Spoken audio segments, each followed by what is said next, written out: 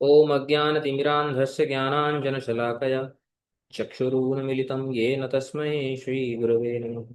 वाञ्छाकल्पतरुभ्यश्च कृपासिन्धुभ्य एव च पतितानां पावनेभ्यो वैष्णवेभ्यो नमो नमो महावदन्याय कृष्णप्रेमप्रदायते कृष्णाय कृष्णचैतन्यनामिने गौरत्कुशे तप्तकाञ्चन गौराङ्गी राधे वृन्दावनेश्वरि वृषभानुसुते देवी प्रणमामि हरिप्रिय। हे कृष्ण करुणा सिंधो दीनबंधो जगतपते गोपेश गोपिका कांत राधा कांत नमोस्तुते। वृंदाय तुलसी देवी प्रियाय केशवस्य च विष्णुभक्ति प्रदे देवी सत्यभक्ते नमो नमः। जय श्री कृष्ण चैतन्य प्रभु नित्यानंद श्री अद्वैत गदाधर श्रीवासादि गौर भक्त वृंद। हरे कृष्ण कृष्ण कृष्ण हरे हरे हरे राम राम राम हरे हरे।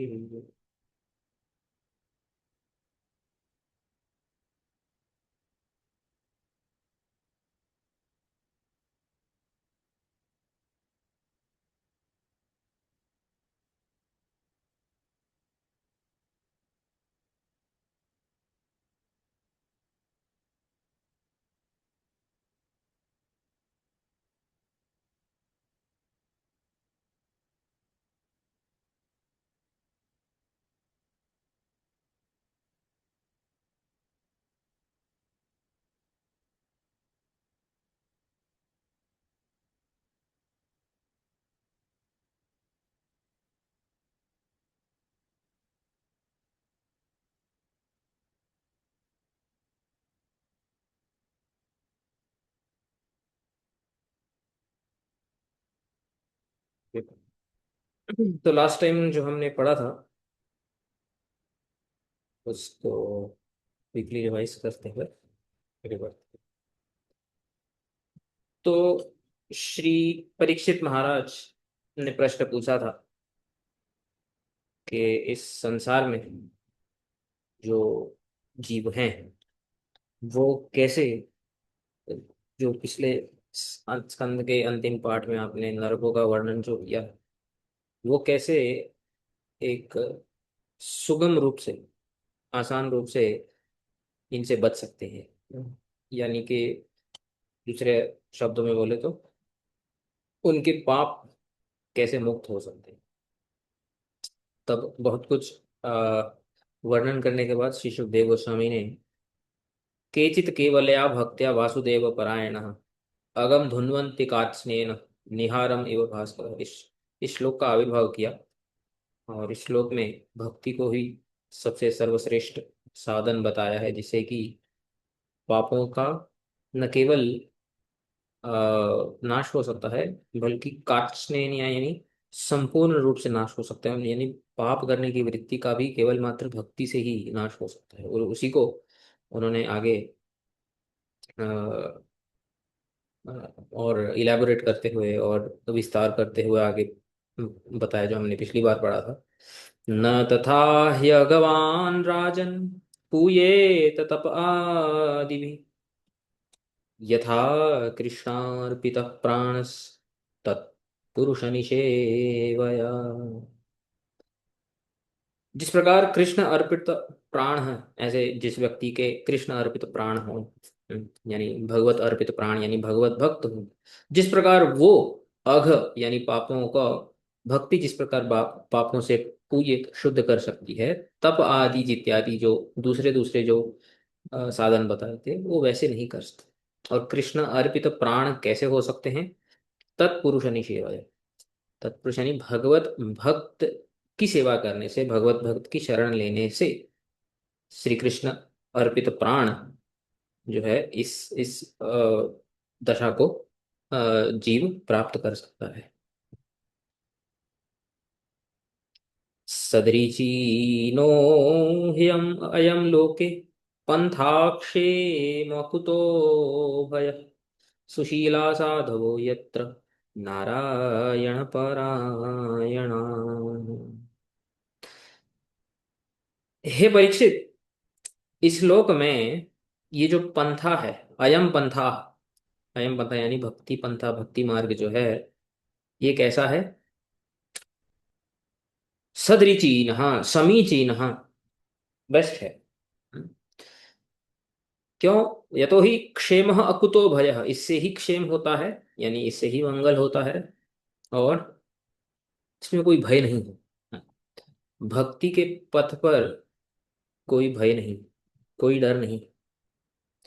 क्यों? सुशीला साधवो यत्र नारायण परायण, कि ऐसे जो साधक हैं, जिनका जो नेचर कैसा है, स्वभाव कैसा है, सुशील साधवो, सुशील का अर्थ यहाँ पे बताया था कृपालु, और साधवो यानी निष्काम। तो ज्ञान मार्ग की तरह असहायता निमित्तम भयम के, जैसे यहाँ पे सुशील बताया है, कृपालु है तो सहायता करते हैं, तो यहाँ पे बोलने का अर्थ ये है कि ज्ञान मार्ग में, क्योंकि वो किसी भी चीज में अटैच नहीं होते हैं, क्योंकि वो अपने खुद के मुमुक्षु होते हैं, उनकी सबसे जो बड़ा जो कैरेक्टर होता है, कैरेक्टरिस्टिक होता है, जो लक्षण होता है, मुमुक्षुत्व। तो हो सकता है ज्ञान मार्ग में ऐसे साधु, ऐसे सुशील साधक ना मिले, तो हो सकता है कि इस असहायता का भय हो। लेकिन भक्ति मार्ग में हमेशा साधक कैसे होते हैं? कृपालु होते हैं, always there for helping others. Why? Because they are निष्काम। इसलिए कर्म से भी श्रेष्ठ मार्ग है। क्यों? कर्म मार्गात मार्गवान मात्सर आदि युक्तेभ्यो भयम इति भाव। कर्म मार्ग में क्योंकि कामना होती है, निष्काम थोड़ी होते हैं। कर्म में तो स्वर्ग इत्यादि की कामना होती है। तो जहाँ पे कामना होती है वहां पे काम, क्रोध, लोभ, मोह, मद मात्सर्य इत्यादि जो है, ये सब गुण आ जाते हैं, षड अरिवर्ग। तो भक्ति में क्योंकि निष्काम है साधक, इसीलिए मत्सरता आदि से रहित है, तो इसलिए इस भक्ति मार्ग में ज्ञान और कर्म मार्ग के कंपैरिजन में कोई भी भय नहीं है, किसी भी प्रकार का भय नहीं। तो इसलिए यहाँ पे जो क्षेम है, यानी जो आत्मकल्याण जो है, वो निश्चित रूप से होता है भक्ति में। प्रायश्चित्तानि चीर्णानि नारायण परान्मुखम् न निष्पुनन्ति राजेन्द्र सुराकुंभम इवापगा। तो व्यतिरेक भावना से अभी बता रहे हैं, पहले बताया कि भक्ति ही सब पापों को मूल रूप से नाश कर सकती है, यदि भक्ति को छोड़ दें, नारायण परान्मुखम, नारायण के विमुख हो जाएं, और कितने भी प्रायश्चित कर ले, तप ज्ञान कर्म इत्यादि वाले, चीरणानी, बहुत समय तक भी करें, हे राजेंद्र, ते न निष्पुनांति, वो न निष्पुनंती, वो कभी भी निश्चय से पवित्र नहीं करते हैं, यानी पूर्ण रूप से शोधन नहीं करते हैं।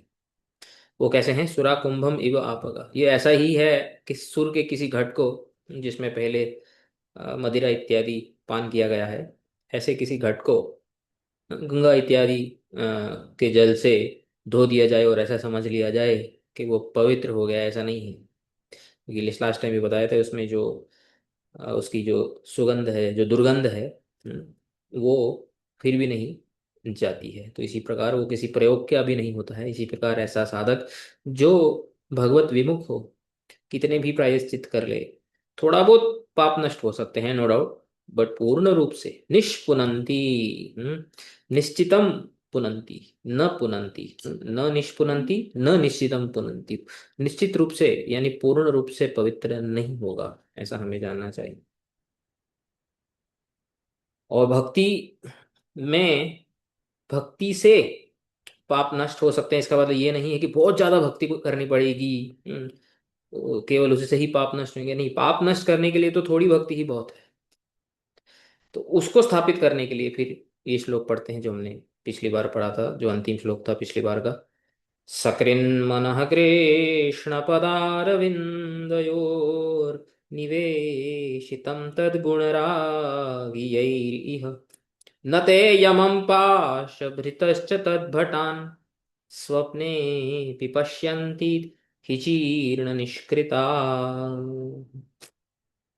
सकृत, एक बार भी मन को श्री कृष्ण पदार विंदय और श्री कृष्ण के चरण कमलों में निवेशित नियोजित यदि कोई करे, तद गुणरागी यही, गुणरागी का अर्थ अलग अलग बताए थे, श्रीधर स्वामी ने बताया था कि कृष्ण से गुणेशु राग मात्रम अस्ति न तो ज्ञानम। इसको जीव गोस्वामी ने क्लैरिफाई भी किया था कि राग आभासमय, राग मतलब प्रेम नहीं, यहाँ पे राग मतलब राग आभास, रिफ्लेक्शन, जैसे नाम नामाभास होता है ना, ऐसी राग रागाभास, राइट।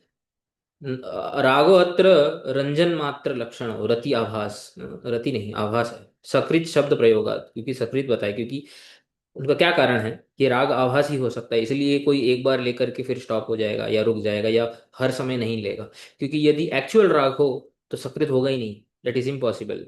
जिसको भगवान से भाव अवस्था, भगवान के प्रति भाव अवस्था प्राप्त हुई है या प्रेम प्राप्त हुआ है, वो केवल एक ही बार भगवान का स्मरण करे, एक ही बार भगवान का नाम ले, ऐसा हो ही नहीं सकता, it is impossible. Because it is impossible, which is why we have to understand कि यहाँ पे जो रागी बताया गया है, ये वो वाला प्रेमी नहीं, भक्त नहीं।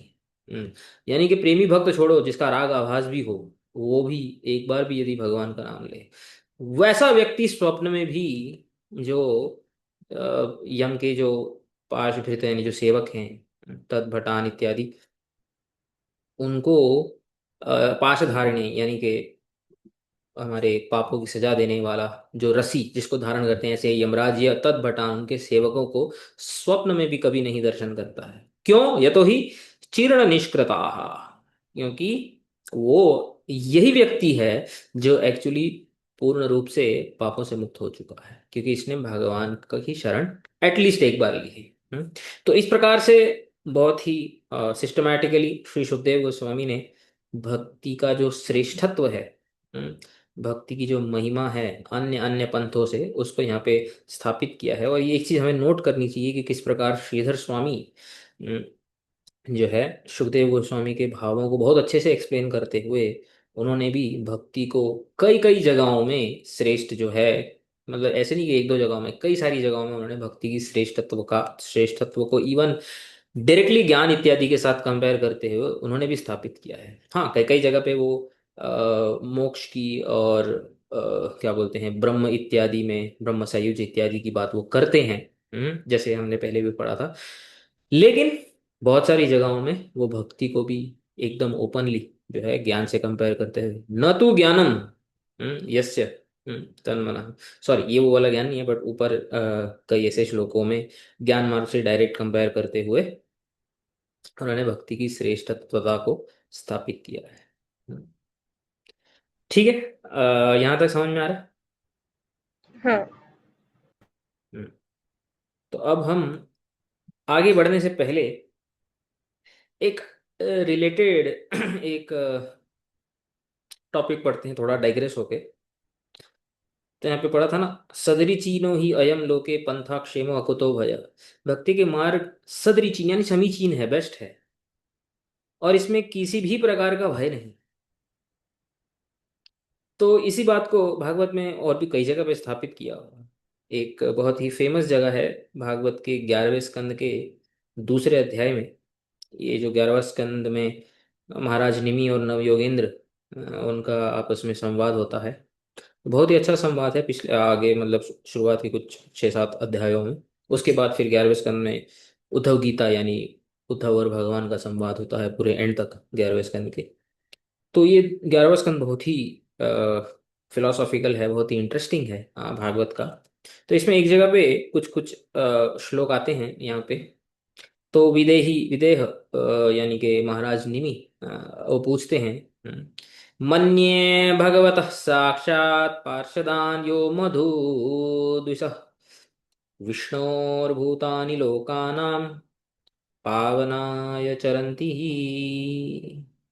मन्ये, मैं ऐसा मानता हूँ, साक्षात भगवतः पार्षदान वह, आप यानी ये जो नवयोगेंद्र मुनि हैं, ये उनको बोल रहे हैं कि आप लोग जो हैं वे साक्षात भगवान के पार्षद हैं। ऐसा मेरी श्रद्धा है, ऐसा मेरा विश्वास। कौन भगवान? मधुद्विषः,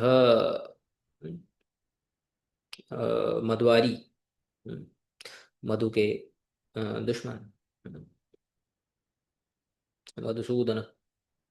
तो आप भगवान मधुसूदन के साक्षात पार्षद, हम्म, तो साक्षात पार्षद हैं तो फिर इस संसार में क्या कर रहे हैं? साक्षात पार्षद है तो भगवान के साथ क्यों नहीं है? विष्णोः भूतानि लोकानां पावनाय चरन्ति, क्योंकि विष्णु के जो जन होते हैं, विष्णु के जो भक्त होते हैं, वो लोकों में, अन्य अन्य लोकों में, पृथ्वी, स्वर्ग, नरक, और वो ब्रह्मलोक, कोई भी, किसी भी पाताल इत्यादि लोक क्यों ना हो, इन लोकों में चरण करते रहते हैं, यानी घूमते रहते हैं। क्यों घूमते रहते हैं?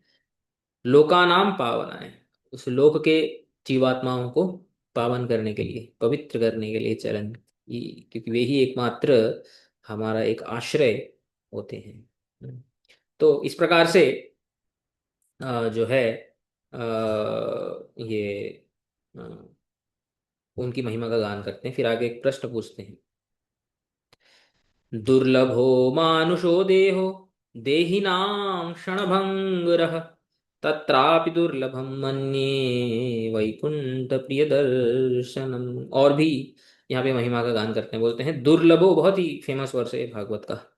दुर्लभो मानुषो देहो, हम्म, ये जो मनुष्य देह है ये बहुत ही दुर्लभ है। देहिनाम क्षणभंगुर, और ये क्षणभंगुर है। क्षणभंगुर मतलब कभी भी जो है ये भंग हो सकता है, यानी कभी भी मृत्यु प्राप्त हो सकती है, क्षण काल में। तत्रापि दुर्लभम मन्ये, इस मनुष्य जन्म से भी दुर्लभ मैं मानता हूं। तत्र अपि, उससे भी ज्यादा दुर्लभ मैं ऐसा मानता हूं। क्या है? वैकुंठ प्रिय दर्शनम, जो वैकुंठ प्रिय, वैकुंठ भगवान का नाम भी वैकुंठ है, यानी भगवत प्रिय जो भक्त होते हैं, पिछले श्लोक में जैसे बताया कि मन्ये भागवत पार्षदान, जो भगवत पार्षद होते हैं, उनका दर्शन जो होता है वो उससे भी ज्यादा जो है श्रेष्ठ होता है, मनुष्य जन्म से भी ज्यादा जो है वो दुर्लभ होता है। ऐसा मैं मानता हूँ। यहाँ पे देही नाम, जनरली देही नाम का अर्थ होता है जो देही, देही मतलब होता है जो देह में निवास करता है, उसको बोलते हैं देही, यानी जीवात्मा। तो देही नाम यानी जीवात्माओं के लिए ये जो है बहुवचन में है, देही नाम, यानी कि जीवात्माओं के लिए मनुष्य जन्म जो है वो क्षणभंगुर है, दुर्लभ है और क्षणभंगुर है। एक तो दुर्लभ है, ऊपर से क्षणभंगुर है। लेकिन अगर आप नीचे पढ़ोगे, श्रीधर स्वामी देही नाम का बहुत ही इंटरेस्टिंग अर्थ देते हैं। बोलते हैं according to Sridhar Swami the word देही नाम मीन्स बहवो देवा भवंती येषाम। तो दूसरा अर्थ किया है यहाँ पे, मतलब वो जीवात्मा जिसके बहुत सारे जन्म होते हैं। बहुत सारे जीवात्मा ऐसा अर्थ नहीं किया है। बहवो देहाम यानी एक ही जीवात्मा जिसके बहुत सारे जन्म होते हैं, यानी बार बार जन्म लेता रहता है, क्योंकि वो बार बार जन्म लेता रहता है, उसके लिए मनुष्य जन्म लेना बहुत ही दुर्लभ है। बहुत सारे जन्मों के बाद मिलता है। तो ये ऐसा बोला है उन्होंने। फिर अगले अगले श्लोक में प्रश्न पूछते हैं। अत आत्यांतिकं क्षेमं पृच्छामो भगवतो नघाः संसार्यस्मिन् क्षणार्धोऽपि सत्संग सेवधी नृणाम्। बोलते हैं, संसार में अर्ध क्षण, आधे क्षण के लिए भी सत्संग सेवधीर निर्णा, यदि सत्संग जैसा एक धन की यदि प्राप्ति हो जाए, सत्संग रूपी धन की यदि प्राप्ति हो जाए नरों को, मनुष्यों को, तो वो एक्चुअली वास्तविक धन है। हम्म, हम्म, जैसे इसमें आता है ना, लव मात्र, लवेन अपि, तो आधे क्षण के लिए भी सत्संग की प्राप्ति हो जाए तो वही सबसे बड़ा धन होता है। तो क्योंकि मुझे आपकी प्राप्ति हुई है, यानी आपके साथ मेरा संग हुआ है, आप मेरे यहाँ पे पधारे हैं कृपा करने के लिए, मैं आपसे एक प्रश्न पूछता हूँ। क्या प्रश्न पूछता हूँ? अतः आत्यांतिकम क्षेमम कथम, आत्यांतिक क्षेमम सेम प्रश्न है जो परीक्षित महाराज ने पूछा था। आत्यांतिक क्षेम, क्षेम का अर्थ, क्षेम शब्द वहां पे भी आ रहा था, क्षेम यानी मंगल। आत्यांतिकम यानी कात्स्नीय न, पूर्ण रूप से मंगल कैसे हो सकता है? हे अनघाः, हे पवित्राः, हे पवित्र मुनिजन, भवतः पृच्छामः, आप लोगों से मेरा ये प्रश्न है।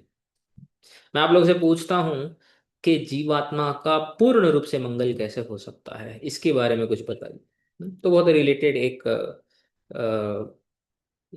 टॉपिक है, इसलिए मैं ये बता रहा हूँ। तो शेवधी, जैसे मैं बताया था, great treasure even for a half a moment. तो जीव गोस्वामी ने वही बता रहे हैं कि आत्यांतिक क्षेमम indicate the situation in which one cannot be touch by even the slightest fear. अकुतो भय आया था ना उधर। अकुतो भय, very very similar similar meanings आएंगे यहाँ पे। क्षेम शब्द आया है, देखो अकुतो भय यहाँ पे भी आया है। जीव गोस्वामी भी बताते हैं कि आत्यांतिक क्षेम यहाँ पे जिसपे किसी भी प्रकार का भय, जन्म मृत्यु जरा व्याधि, इस प्रकार का कोई भी भय नहीं है। विश्वनाथ चक्रवर्ती ठाकुर यहाँ पे एक बहुत ही अच्छी कमेंट्री देते हैं। हम्म। अब ये बेसिकली ये फर्स्ट क्वेश्चन यहीं पर इनका मिलन होता है। इसी प्रसंग में ही जो है निमि महाराज और नवयोगेंद्र जो हैं, वो एक दूसरे से मिलती है, यहीं से उनका क्वेश्चन आंसर शुरू होता है। तो बोलते हैं, विश्वनाथ चक्रवर्ती ठाकुर बोलते हैं कि नॉर्मली क्या होता है कि जब हमारे घर में कोई अतिथि आता है, होस्ट क्या करता है कि एकदम से कोई प्रश्न नहीं पूछता है। तो सबसे पहले क्या प्रश्न पूछते हैं, भैया आप कैसे हो, वेलबींग से रिलेटेड, ऐसे फिर उनको कुछ और कुछ पूछते हैं। But such an inquiry is unsuitable to place before self satisfied devotees, बोलते हैं। लेकिन जो अ, आत्मा आराम भक्त जो होते हैं ना, उनके लिए ऐसे प्रश्न नहीं पूछने चाहिए, भैया आप कैसे हो, ठीक हो, हाँ, वहाँ पे क्लाइमेट कैसा है, सब ठीक है। पूछते हैं, ऐसे भक्तों के सामने ऐसे प्रश्न पूछना व्यर्थ है।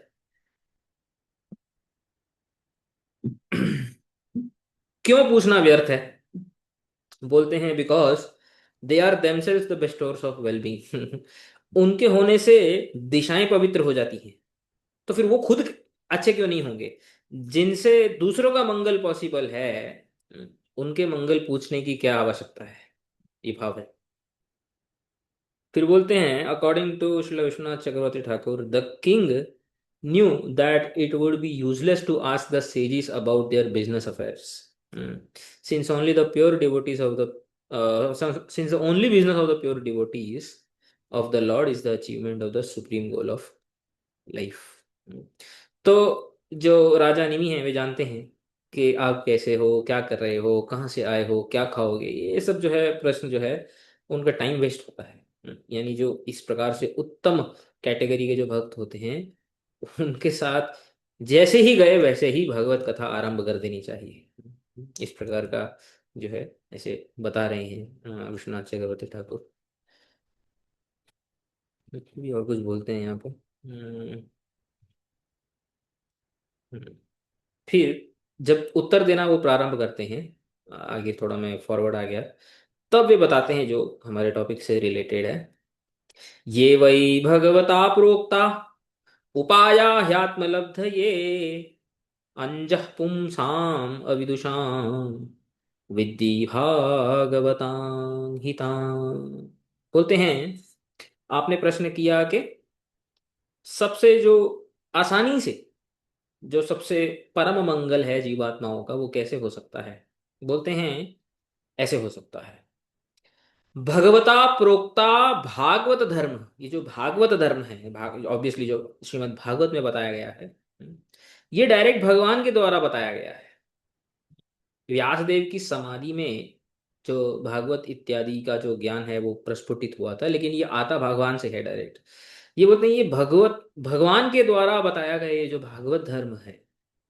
हम्म, जैसे हम लोग बोलते हैं ना कि Bhagavad Gita is spoken by Lord and Bhagavatam is about the Lord, but actually Bhagavatam is also technically spoken by Lord. ये बहुत सारे श्लोकों में आता है।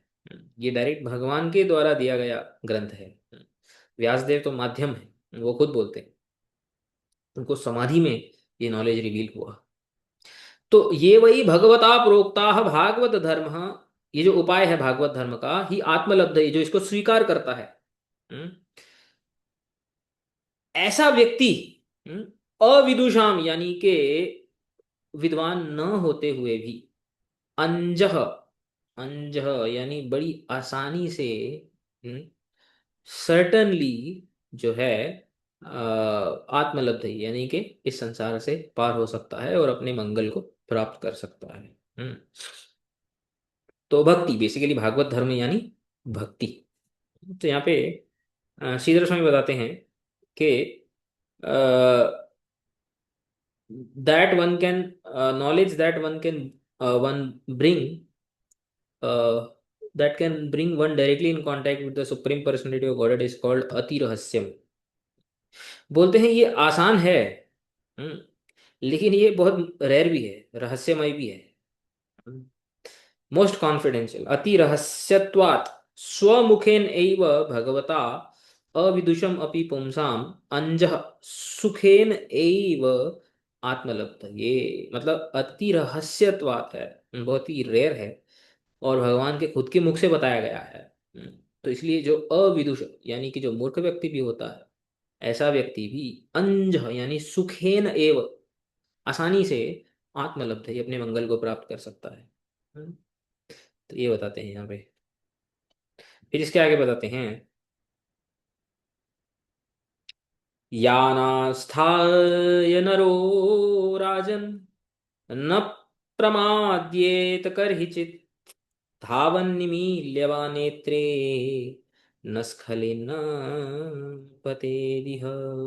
बोलते हैं यानास्थाय, इसको पूर्ण रूप से जो स्वीकार करता है, ऐसा नर, हे राजन संबोधन में है, न प्रमादियेत करहिचित, वो कभी भी कंफ्यूज नहीं होता है, वो कभी भी स्लिप नहीं होता है। बोलते हैं धावन निमील्यवान नेत्र, यदि वो आंखें बंद करके भी चले इस मार्ग में, हम्म, न स्खलित न पते दिह, वो न स्खलित होता है, स्लिप होता है, और न कभी गिरता है भक्ति से। ये हमने पहले भी पढ़ा हुआ है माधुर्य कादम्बिनी में। इस श्लोक को बड़े विस्तार से व्याख्या करते हैं कृष्णा चक्रवर्ती ठाकुर। तो यहाँ पे भी बहुत इंटरेस्टिंग मीनिंग आचार्य देते हैं कि धावन निमील्यवान नेत्र, इसका अर्थ क्या होता है, आंख बंद करके चलने का अर्थ क्या होता है। ये जितने भी वर्ड्स होते हैं, यदि हम टीका नहीं पढ़ेंगे ना, तो होगा क्या कि हमारे मन में जो भी स्पेकुलेट हो रहा है ना, इसको सुन करके, जब भी हम कोई भी शब्दों को सुनते हैं ना, सडनली कोई एक थॉट्स हमारे दिल में आ जाते हैं, हमारे दिमाग दिमाग में आ जाते हैं। और क्योंकि जब हम कुछ एक्सप्लेन करते हैं या बोलते हैं, right, if we have nothing other than our thoughts, then the explanation will be driven by our thoughts. तो उसी को बोलते हैं मेंटल स्पेकुलेशन। बट अगर आप टीकाएं पढ़ोगे, आपको एक एक वर्ड, अभी तक तो शायद आप लोगों को अनुभव हो ही गया होगा किस प्रकार एक एक वर्ड को बड़े ही लॉजिकली समझाया जाता है। लॉजिक एक बहुत ही इंपॉर्टेंट एक टूल होता है शास्त्र को समझाने के लिए, जिससे कि बहुत क्लैरिटी आए पढ़ने वाले को। तो आचार्य की एक्सप्लेनेशन बहुत लॉजिकल होती है।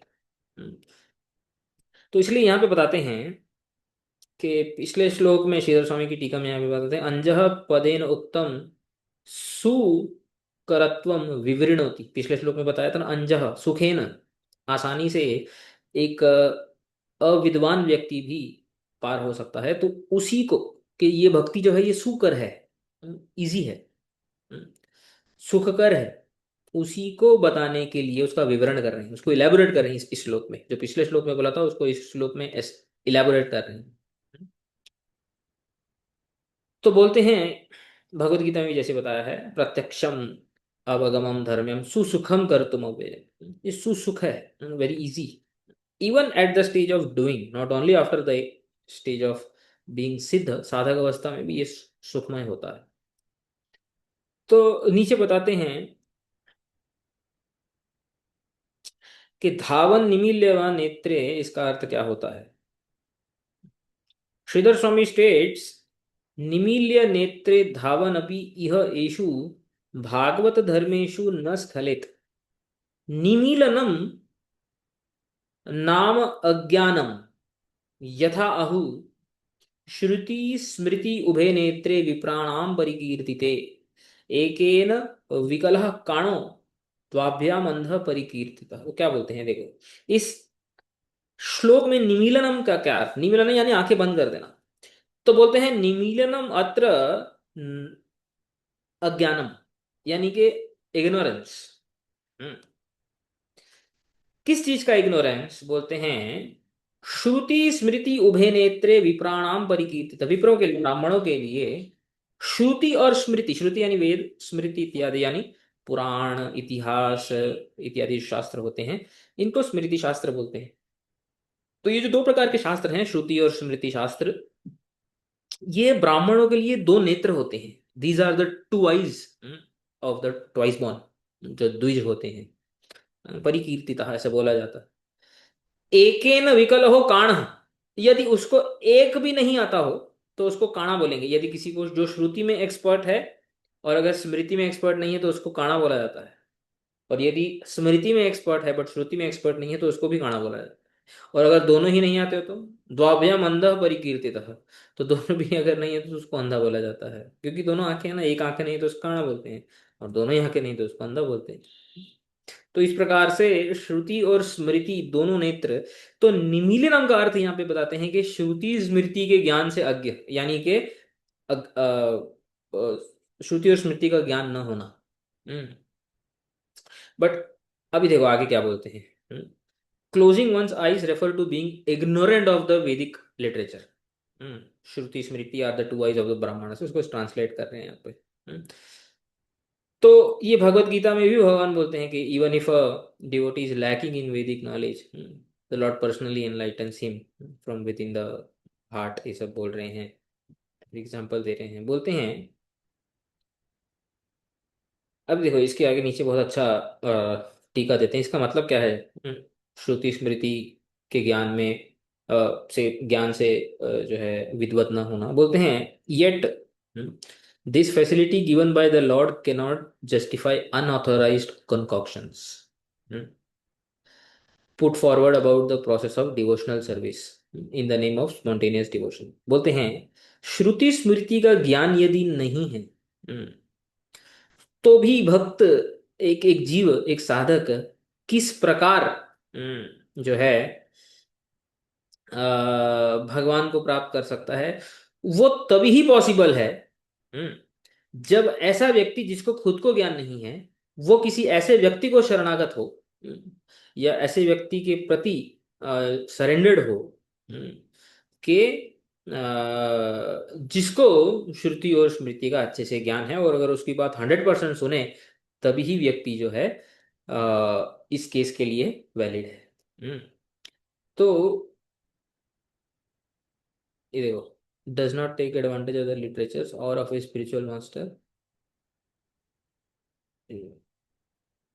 देखो,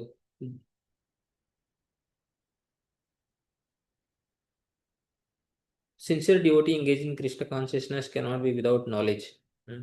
The only qualification is that one carry out the devotional service in full Krishna consciousness. full Krishna consciousness मतलब एक गुरु के अनुगत्य में, और वो गुरु जो है वो नॉलेजेबल और रियलाइज्ड होना चाहिए। इसी बात को विश्वनाथ चक्रवर्ती ठाकुर बताते हैं कि you can not take what Sridhar Swami said according to your own whims. तो आगे के आचार्य, पूर्व के आचार्यों को भी इलेबोरेट करते हैं, केवल भागवत को नहीं। विश्वनाथ चक्रवर्ती ठाकुर क्लैरिफाई करते हैं कि श्रीधर स्वामी का मतलब क्या है उनके स्टेटमेंट का। बोलते हैं भगवत प्राप्ति अर्थम पृथक मार्ग करणम तु अति दूषणावहम एव।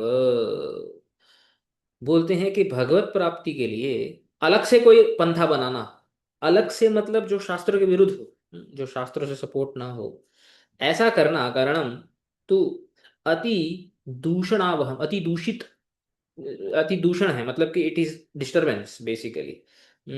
और जो है दूषित कर देगा उस साधक को।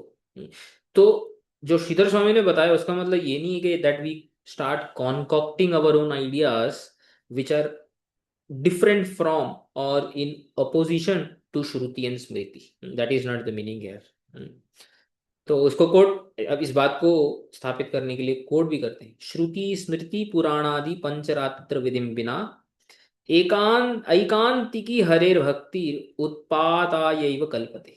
बोलते हैं श्रुति स्मृति पुराण इत्यादि जो पंचरात इत्यादि हैं, उनमें जो विधियां दी गई हैं उनको फॉलो किए बिना जो एक एकांतिकी हरेर भक्ति, एकांतिक यानी अनन्य कृष्ण भक्ति जिसको बोलते हैं। अगर ऐसा कोई सोचे कि मैं अनन्य कृष्ण भक्ति कर रहा हूँ, बट वो जो कर रहा है वो सबके जो है किसी भी शास्त्र को फॉलो नहीं कर रहा है, तो उसको बोलते हैं उत्पात।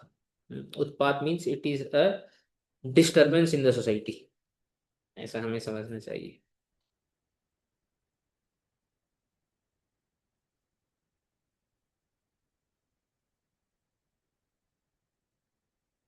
और फिर वो बोलते हैं, विश्वनाथ चक्रवर्ती ठाकुर यहाँ पे बोलते हैं, has want that the words यान आस्थाय, यानी पूर्ण रूप से भगवान के प्रति शरणागत हो, indicate the exalted status of the Vaishnava, can never be accorded to one who is not following the basic regulations of bhakti yoga. Slip हो जाना, हाँ, या आंखें बंद कर लेना, राइट, ये हम जैसे साधकों के लिए वैलिड नहीं। ये एग्जॉल्टेड वैष्णव हैं, उनके से कभी कोई गलती हो भी जाती है बाई चांस, तो ये उसके के लिए ये सब श्लोक होते हैं। तो अगर आप देखोगे हमारे आचार्य जो हैं बहुत ही स्कोप भी डिफाइन करते हैं शास्त्रों का, के जो श्लोक होते हैं, इसको, इस श्लोक को किस स्कोप में, किस सिचुएशन में, किस कॉन्टेक्स्ट में इसको समझना है, बहुत डिटेल्ड होता है। यहाँ पे बहुत बड़ी बड़ी टीकाएं हैं। तो क्योंकि फिर वो सोचते हैं ना, अगर अब वो लोग इतना फ्यूचर, उतना मतलब बोलते हैं ना, देख आगे के विजनरी होते हैं कि उनको मालूम है कि आगे चल के हाँ, कोई विजनरी तो उस वो उस बहुत लोग होते हैं, उस क्योंकि वो लोग का विजनरी फायदा उठा। हाँ, तो हाँ। क्योंकि वो विजनरी होते हैं, इसीलिए ही ऐसे बोलते हैं ना कि हमारे आचार्य जो लिखते हैं वो मतलब जनरेशन्स के लिए ये होता है, वैलिड होता है, because what they right in such a language and they give such an explanation that each and every generation can identify, उसके साथ रिलेट कर सकती है उनके वर्ड्स के साथ, तो उनको पता है आगे क्या होने वाला है, इसलिए ऐसा लिखते हैं। तो इसीलिए भक्ति में पॉइंट ये है कि भक्ति में यदि कोई सिंसियर हो तो छोटी मोटी गलती होने से भी उसका कभी ना स्खलन होगा ना पतन होगा। फिर आगे क्या बोलते हैं, इसलिए क्या करना चाहिए, और फेमस श्लोक है, आप लोगों ने सुना ही होगा, कायेन वाचा मनसेन्द्रियैर्वा बुद्ध्यात्मना वा नुसृत स्वभावात् करोति यद्यत् सकलं परस्मै नारायणायेति समर्पयेत्। तो क्योंकि भक्ति में आत्मकल्याण बहुत ही सहज है, इसलिए क्या करना चाहिए, कायेन शरीर के द्वारा, वाचा वाणी के द्वारा, मनसाह मन के द्वारा, इंद्रिय ही इंद्रियों के द्वारा, बुद्ध्या बुद्धि के द्वारा, आत्मना अपने प्राणों के द्वारा, वानुसृत स्वभावात अपने स्वभाव, जैसे भी हमारा स्वभाव है, जैसा भी हमारा नेचर है, करोति यद्यत् सकलम परस्मै नारायण इति समर्पयामि। ये दूसरे में समर्पयामि आता है, इसमें समर्पयेत आता है, ये विष्णु सहस्त्र नाम में भी ऐसा श्लोक आता है, उसमें आता है समर्पयामि। तो जो भी मैं कर रहा हूँ, इन सब वाणी से, शरीर से इत्यादि, वो मैं भगवान को समर्पित करता हूँ, ऐसी भावना करते हुए जीवन का यापन करना चाहिए। बहुत ही इंटरेस्टिंग टीकाएं इसके ऊपर भी हमारे आचार्य लिखते हैं, बताते हैं, बोलते हैं, श्रीधर स्वामी बताते हैं, आत्मना चित्तेन अहंकारेण वा अनुसृतो यह स्वभाव तस्मात्। तो ये जो है, इसको एक ही सेंटेंस लेते हैं, आत्मना व अनुसृत स्वभावात, बोलते हैं, कौन सा स्वभाव, स्वभाव मतलब समझते हैं, स्वभाव मतलब जैसे जिसको हम लोग नेचर बोलते हैं, जैसा हमारा जो नेचर है, बोलते हैं आत्मना चित्तेन अहंकारेण वा, आत्मना के दो अर्थ देते हैं, इसलिए बोलते हैं यहाँ पे वा लगाया हुआ है, और लगाया हुआ है, आत्मना के दो कौन से हैं, चित्त, चित्त मतलब जहाँ पे हमारे संस्कार होते हैं पूर्व जन्म के, पहले के, और अहंकार हमारा जो ईगो होता है basically, how we identify ourselves, even if we don't identify ourselves as the devotee of the lord completely, फिर भी क्या करना चाहिए, हमारे चित्त और अहंकार से जो हमारा स्वभाव बना हुआ है, अनुसृत यानी उसको, चित्त और अहंकार को फॉलो करने वाला जो हमारा स्वभाव है, उसको भी भगवान को अर्पण करना चाहिए। हम्म, तो इसलिए यहाँ पे वही बताते हैं, श्रीधर स्वामी आगे बताते हैं, न केवलम विदितः कृतम एव इति नियमः स्वभावानुसारी लौकिकम अपि। तो बोलते हैं जो जो वेदों में जो विधियां बताई गई हैं, केवल उसी को करना है ऐसा नियम नहीं है। मतलब सिर्फ ऐसा ही नहीं, बल्कि स्वभाव के अनुसार, जैसे ऊपर बताया कौन से स्वभाव, जो संस्कारों से जो हमारा स्वभाव बनता है, लौकिक उससे जो लौकिक कार्य भी करते हैं, उठना खाना पीना, ऑफिस जाना, है ना, फैमिली को मेंटेन करना, ये जो लौकिक कार्य जो स्वाभाविक होते हैं, very part of the nature, उसको भी हमें भगवान को समर्पण करना चाहिए। जो शास्त्रों में लिखा है वो तो करना ही चाहिए, लेकिन लौकिक को भी जो है करना चाहिए। कैसे करना चाहिए वो बताएंगे आगे, देखो। बोलते हैं कि similar verse is also found, यत् करोषि यद अश्नासि यज्जुहोषि ददासि यत् यत् तपस्यसि कौन्तेय तत्कुरुष्व मदर्पणम। तो यहाँ पे लौकिक कार्य बताया ना, यत् करोषि यद अश्नासि, जो तुम खाते हो, यज्जुहोषि ददासि, जो देते हो, यत् तपस्यसि कौन्तेय हो, खाना पीना ये सब लौकिक होते हैं, सब वैदिक थोड़ी है। तो इसलिए भगवान का भी यही बोले, मद अर्पणम, समर्पयामी, ये मुझे अर्पण करो तुम। अर्पण कैसे करना है ये बताते हैं।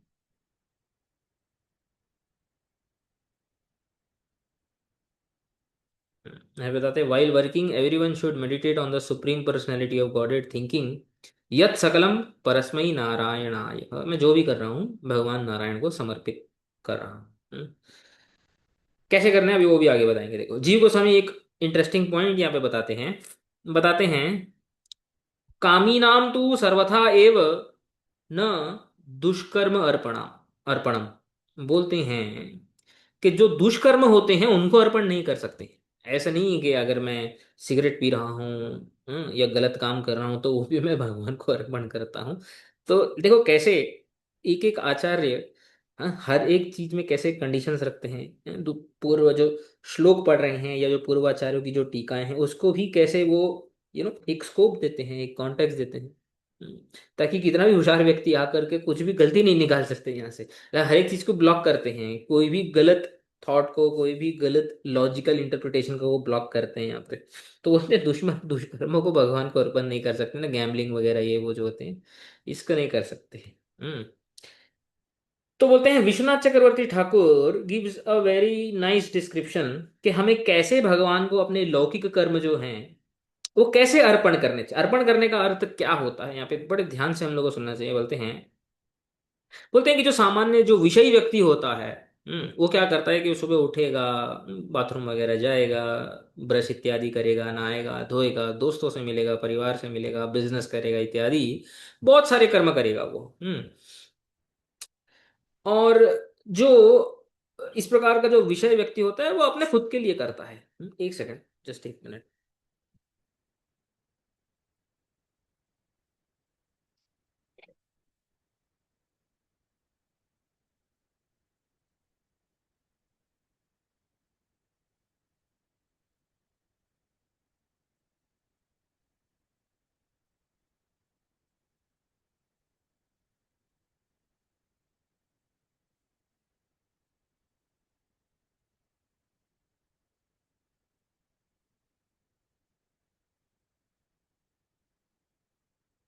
हम्म तो बोलते हैं जो विषयी व्यक्ति होगा वो अपने लिए करेगा, अपने पर्सनल एंजॉयमेंट के लिए करेगा। लेकिन यही चीज जो है, जो कर्मी होगा, जो सकाम भक्त होगा वो अपने लिए करेगा, और जो निष्काम कर्मी होगा जो है वो कर्मकांड इत्यादि जो है, नहीं सॉरी, यानी जो सकाम कर्मी होगा वो कर्मकांड स्वर्ग इत्यादि की जो लिए, देवताओं के लिए, अपने फोर फादर्स पितरों को अर्पण करेगा इत्यादि।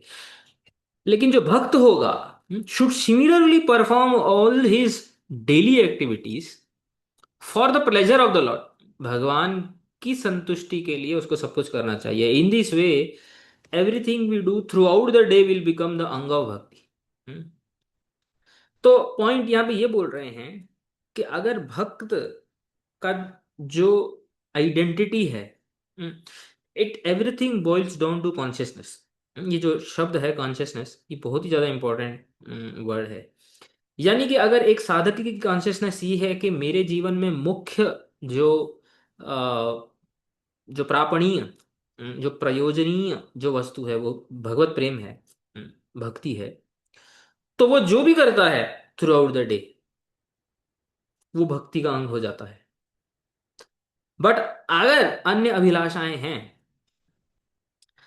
इसलिए अगर आप इस जो भक्ति रसामृत सिंधु में जो अन्य अभिलाषिता शून्यम जो श्लोक रूप गोस्वामी ने जिस जो श्लोक आविर्भाव किया है, उसको अगर आप डिटेल में टीकाओं सहित पढ़ोगे तो पता चलेगा एक्चुअली कि भक्ति किसको बोलते हैं। तब ये जितने भी जो गलत थॉट्स हैं कि मैं भक्ति कर रहा हूँ कि नहीं कर रहा हूँ, ये सब आना ही बंद हो जाएंगे। हम्म, कि अरे वो तो इतना ज़्यादा टाइम दे रहे हैं, मैं कम टाइम दे रहा हूँ, वो ये कर रहा है वो कर रहे हैं, कंपटीशन और ये वो। तो one will become very very aware and have a clarity of what is भक्ति। और फिर वो जो भी कर रहा होगा, अगर सिर्फ अगर उसने अपने कॉन्शियसनेस को, अपने चेतना को, अपने क्या बोलते हैं जीवन का जो मुख्य जो प्रयोजनीय वस्तु है उसको स्थिर किया हुआ है अपने माइंड में। Bhakti is more internal than external. It starts with external activities, but it has to be internalised in in each and every activity. Not like consciously, ऐसे नहीं भगवान के बारे में सोचना है, बट एक अनकॉन्शियसली वो हो जाता है, ऑटोमेटिकली हो जाता है कि whatever I am doing, it is only to obtain the bhakti of the supreme Lord. तो इस प्रकार का अहंकार होने से, true ego, that I am the दासो अहम, कि मैं भगवान का दास हूं, तो इस प्रकार का ईगो सेंट्रिक होने से ऑटोमेटिकली भक्ति खाएगा पिएगा ब्रश करेगा नहाएगा बाथरूम जाएगा जो भी वो करेगा, वो भक्ति का अंग बन जाएगा। तो फिर वो घबराएगा नहीं कि अरे मेरा इतना टाइम वेस्ट हो रहा है ये सब काम करने में, ऐसा नहीं होता। हम्म, देखो यहाँ पे इसलिए अहंकार की बात कर रहे हैं। It should be understood that as long as one identifies one self in terms of varnashrama dharma, यानी कि वर्णाश्रम भी तो मटीरियल ही नहीं है at the end of the day. तो वर्णाश्रम बेसिकली हमारे डे एंड एज में, मतलब अगर हम अपने आप को मटीरियली आइडेंटिफाई करते हैं, हम्म, तो क्या बोलते हैं, rather than as part and parcel of Krishna. Part and parcel of Krishna मतलब कि मैं कृष्ण दास हूं, ऐसा अहंकार न हो करके यदि हमारा मटीरियल अहंकार है, प्रकृत अहंकार है, अ, तो is design according to the identifier rather than one is still on the platform of false ego basically। हम्म तो यदि लेकिन वो अपने आप को का भगवत सेवक और भगवान का दास समझता है, तो वो जो कर रहा है वो भक्ति है। और यदि उसकी ईगो सही से सेंटर्ड नहीं है, सही से फिक्स्ड नहीं है, तो वो जो भी वो कर रहा है वो इट इज हिज कर्म, ऐसा है। बट जीव गोस्वामी इसको और एक स्टेप आगे लेके जाते हैं, बोलते हैं लौकिक कर्म तो करनी ही चाहिए लेकिन लौकिक कर्म तक नहीं अटकना चाहिए। ऐसा नहीं है, ग्रेजुअली हमें भगवान से प्रार्थना भी करनी चाहिए कि जिससे कि हम न केवल लौकिक कर्म इत्यादि कर सकें, और भगवान को अर्पण कर सके, बल्कि ग्रेजुअली धीरे धीरे जो भक्ति के जो मुख्य अंग हैं, श्रवण कीर्तन स्मरण इत्यादि, उनमें भी हमारी रुचि धीरे धीरे हो। ये तो एक लेवल है ना। तो इसलिए वो बोलते हैं कि when one becomes very much attached to hearing and chanting यानी श्रवण कीर्तन इत्यादि से about the supreme lord and not merely offering the fruits of one's work, मतलब जो लौकिक कर्म है उसको अर्पित करना, then only one has attained the stage of स्वरूप सिद्धा भक्ति। हम्म स्वरूप सिद्धा भक्ति मीन्स शुद्ध भक्ति। तो शुद्ध भक्ति अटेन करने के लिए gradually we have to raise ourselves above only offering the results of our karma, but we should still offer the laukik karma as well by centering our ego properly, right? But we should at the same time try to raise and give more and more time to Shravan and Kirtan and so on। इसलिए भगवान से प्रार्थना करनी चाहिए। और श्री जीव गोस्वामी बहुत ही अच्छे श्लोक कोट करते हैं यहाँ पे। हम्म, तो एक बोलते हैं कि अनेन दुर्वासना दुख दर्शनेन स करुणामय करुणाम करोतु।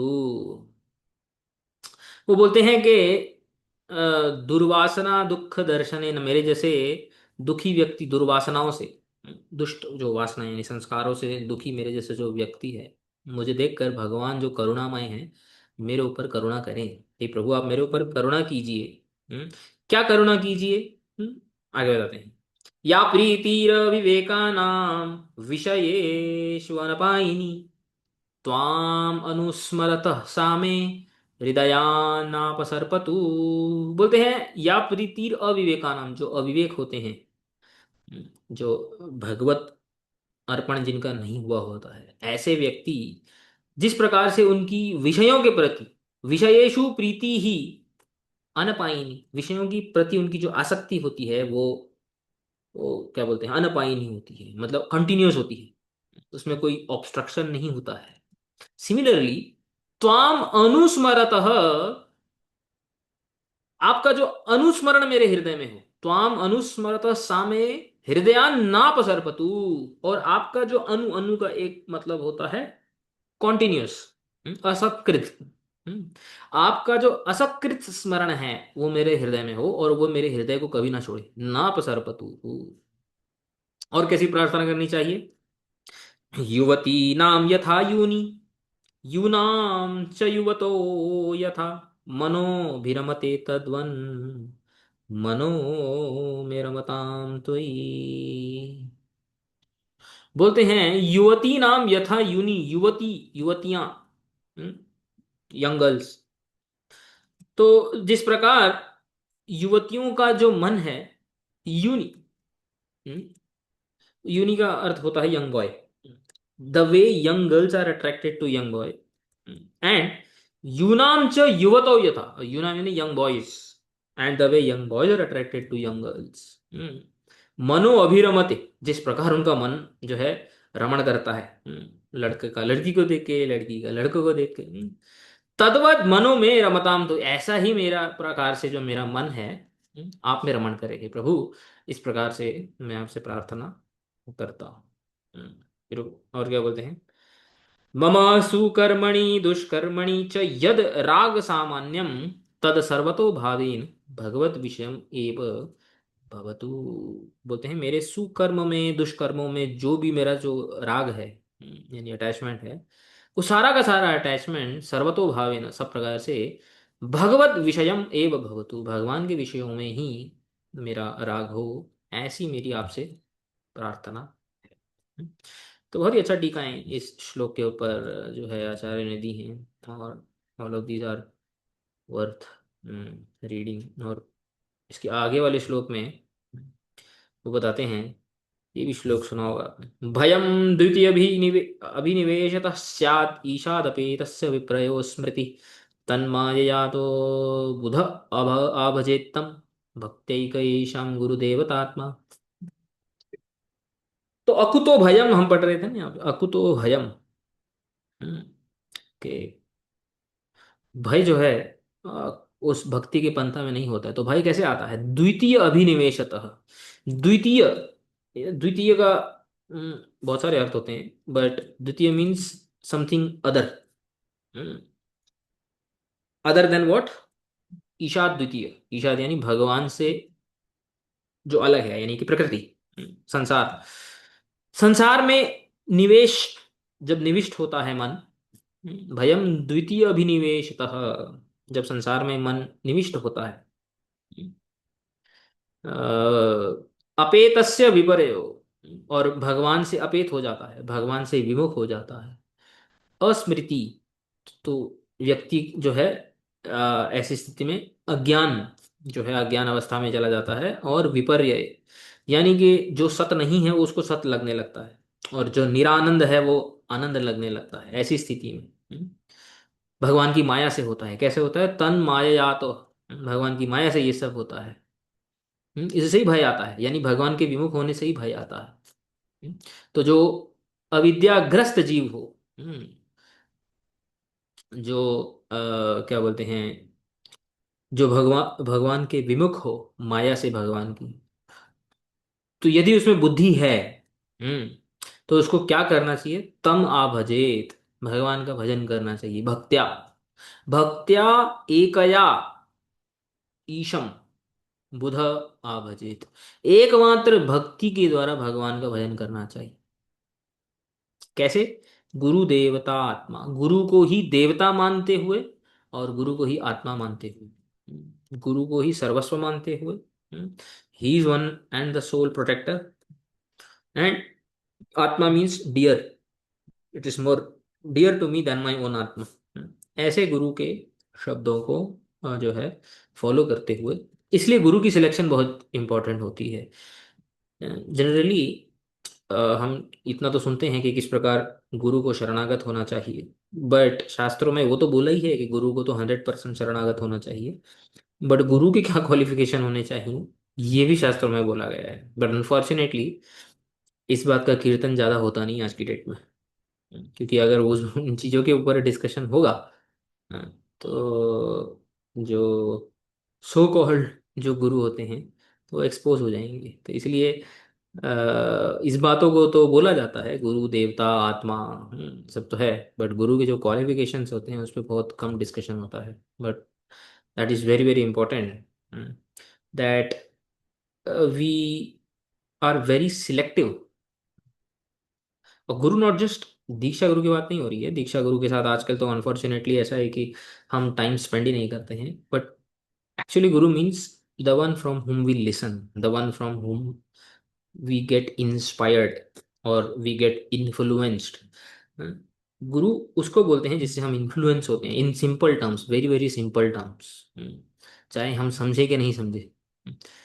अगर मैं दीक्षा लेकर के बैठा हूँ और अगर मैं अपने ऑफिस के किसी व्यक्ति से, या फिर परिवार के किसी व्यक्ति से, समाज के किसी व्यक्ति से, कोई बहुत बड़ा सेलिब्रिटी है या पॉलिटिशियन है, अगर मैं उससे इन्फ्लुएंस हो रहा हूँ, मीन्स वो जो मुझे, वो जो उसके जो भाषण हैं या उसकी जो जो भी वो बोलता है या जो भी वह वो करता है, if I try to follow him, then he is my guru. I may have taken diksha from you know one of the best gurus in one of the best paramparas and so on, but if I do not get influence by that personality, unfortunately he is not my guru. The guru is not just an external, accepting guru is not an external activity। तो इसलिए गुरु देवता आत्मा बोला, आत्मा means dear to one's own self. So a person who is dear to one own self, needless to say कि वो उससे ही इन्फ्लुएंस होगा। हम्म। तो which is why we must be careful in selecting a guru, right, with our sincere hearts, and not only careful but we must also pray to Bhagwan that we should be able to identify such a guru to to whom we can make our own आत्मा, मतलब जिसको हम अपनी आत्मा समझ सकते हैं, तो जिसको हम अपना सबसे आत्मा से भी जो है, सब पे लिखा है ना, his Lord and very soul, you are my very soul जैसे बोलते हैं जिसको, वो ऐसी भावना जिसके प्रति हम धारण कर सकें, ऐसे जो है गुरु को हमें धारण करना चाहिए। और उसके क्वालिफिकेशंस जैसे भागवत इत्यादि शास्त्रों में बताए गए हैं, उसको जेन्युइनली टेस्ट करने के बाद, जेन्युइनली जो है हमारे जो क्या बोलते हैं, जिनके प्रति हमारी श्रद्धा होती है उनसे कंसल्ट करने के बाद हमें गुरु धारण करना चाहिए। अन इमेच्योर अवस्था में या किसी से इन्फ्लुएंस होकर के, किसी की बातों में आकर के, या बहुत जल्दी में घाई घाई में गुरु धारण कर लेना, यही हमारे भक्ति में एक बहुत बड़ा जो बोलते हैं ना रोड़ा, एक ब्लॉकर ये बन सकता है। क्योंकि बाद में फिर श्रद्धा कम हो रही है, ऐसे भी प्रॉब्लम्स आती है आजकल, तो ऐसे बहुत प्रॉब्लम्स होती है, गुरु तो धारण कर लिया है बट श्रद्धा ही नहीं बैठ पा रही है, and we are not even convinced कि whether we did the right thing और not. This is not a good state to be in, ऐसे कोई भी बहुत बड़ी स्टेट नहीं, बट अनफॉर्चुनेटली ऐसा है कि ऐसी अवस्था आजकल बहुत लोगों के साथ होती है। If you see today's generation, they are very quick in considering somebody as a guru just because ये सोशल मीडिया हो गया या ये हो गया वो हो गया, उसके इधर उधर देखते हैं। They don't even spend time, they don't even know, खुद को तो नॉलेज है नहीं शास्त्र का, and they don't even here about shastras, what the shastras speak about, how the guru should be, which parampara is belonging to, what are their principles, is it aligned, क्या मैं align कर पा रहा हूँ नहीं कर पा रहा हूँ, तो मेरे डाउट्स है तो मेरे डाउट्स पहले क्लियर होंगे, उसके बाद once I am logically convinced, then I will be able to you know take complete shelter of the guru, and then he will take my responsibility. Otherwise, how I will the guru take the responsibility if I do not consider him as my soul? So there is no relation between guru and shishya. If there is no relation between guru and shishya, then that is as good as not accepting a guru, right?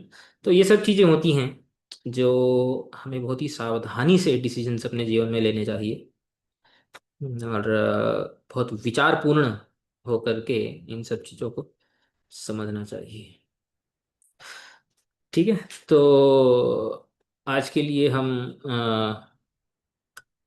यहीं पे विश्राम करते हैं, क्योंकि आगे का जो topics है वो स्टार्ट होंगे, और वो क्विकली होंगे, क्योंकि अभी जो है थोड़ी थोड़ी स्टोरी आएगी ज़्यादा। अजामिल की तो स्टोरी आती है, तो ज़्यादा टीकाएँ जो होती है वो लंबी नहीं होती हैं, तो वो थोड़ा आगे क्विकली जाएगा। तो इसलिए मैंने सोचा इससे ही रिलेटेड जो एक दूसरे अ, भागवत की एक दूसरी जगह में, बहुत सारी जगहों में रिलेटेड बातें आती हैं, तो मेरे दिमाग में ये बात आई थी, तो इसलिए मैंने कुछ अलग से श्लोक पढ़े। ये अभी हम लोग ने वो 17वें श्लोक, कौन से श्लोक का से रिलेटेड कर रहे थे ये? तो ये सही 17वें श्लोक से। अकुतो भयम अच्छा, सदरीचीन अच्छा, तो समीचीन। हमने ये पहले भी किया था, लेकिन आज कुछ न्यू श्लोक नहीं स्टार्ट किया ना। नहीं नहीं, आज तो नहीं किया, तो अगली बार जो अच्छा। है श्लोक नंबर 20 से, जहाँ पे हमने छोड़ा था, हम्म। वहीं से इसको कंटिन्यू करेंगे। ठीक है। हाँ, ठीक है। ठीक है। वाञ्छा कल्पतरुभ्यश्च कृपा सिन्धुभ्यैव च पतितानां पावनेभ्यो वैष्णवेभ्यो नमः।